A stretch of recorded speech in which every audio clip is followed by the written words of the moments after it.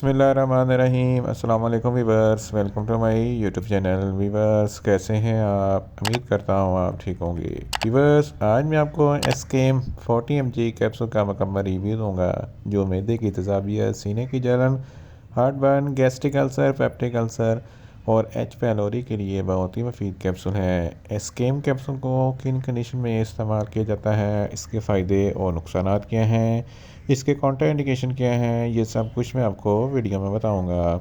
Viewers सबसे पहले मेरी आपसे रिक्वेस्ट है, मेरा चैनल मेडिकोज इन्फो सब्सक्राइब करें। व्यूवर्स बात करते हैं एस्केम कैप्सूल की पैकेजिंग की, तो इसके एक पैक में 14 कैप्सूल होते हैं और इसकी कीमत 600 रुपये है। ये हाई क्यू फार्मास्यूटिकल कंपनी की प्रोडक्ट है जो किसी भी मेडिकल स्टोर और फार्मेसी स्टोर से आसानी से मिल जाता है।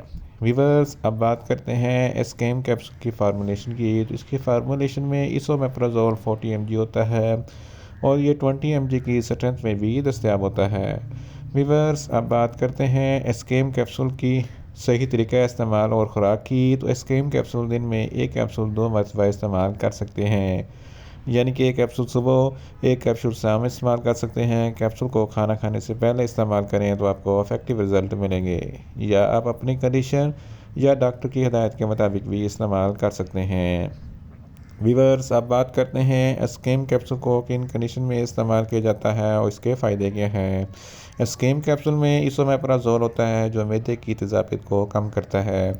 अगर आपके मैदे में बहुत ज़्यादा एसिडिटी है तो इस कंडीशन में एस्केम कैप्सूल बहुत ही मुफीद है। इसके इस्तेमाल से आपके मैदे की तेज़ाबियत कम हो जाएगी। इसके अलावा अगर आपको सीने पर जलन होता है या हार्टबर्न होता है तो इस कंडीशन में भी एस्केम कैप्सूल बहुत ही मुफीद है।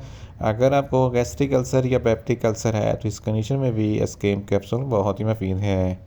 एच पैलोरी एक बैक्टीरिया है जिसकी वजह से मैदे में इन्फेक्शन हो जाता है और ज़ख़म बन जाते हैं, तो इस कंडीशन में भी एस्केम कैप्सूल बहुत ही मुफीद है। जेड जिसको गैस्ट्रोएसोफेगिस रिफ्लेक्स डिजीज़ कहते हैं, ये एक ऐसी बीमारी है जब आप खाना खाते हैं तो खाना खाने के फ़ौरन बाद आपके सीने पर जलन होता है या हार्टबर्न होता है या खट्टे मीठे डकार आते हैं, तो इस कंडीशन में भी एस्केम कैप्सूल बहुत ही मुफीद है।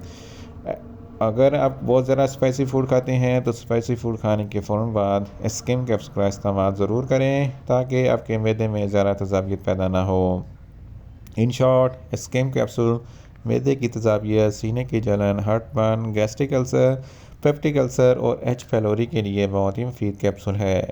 व्यूवर्स अब बात करते हैं एस्केम कैप्सूल के नुकसानात की, तो एस्केम कैप्सूल के कोई नुकसानात नहीं हैं, ये सेफ़ टू यूज़ है, मगर इसकी ओवरडोज लेने से आपको कुछ मामूली से नुकसानात हो सकते हैं, जैसे कि न्यूज़िया हो सकता है, वॉमिटिंग हो सकती है, डायरिया हो सकता है, मुंह खुश्क हो सकता है और जिल्द पर रैशेस हो सकते हैं।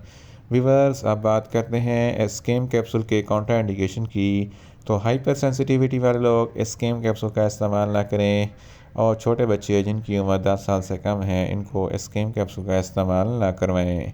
व्यूवर्स ये था एस्केम कैप्सूल का मुकम्मल रिव्यू। उम्मीद करता हूँ मेरी ये वीडियो आपको अच्छी लगेगी।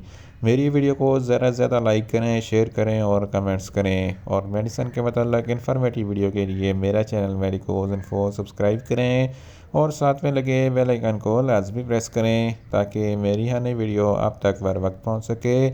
मिलते हैं एक नई इन्फॉर्मेटिव वीडियो के साथ। अल्लाह हाफिज़।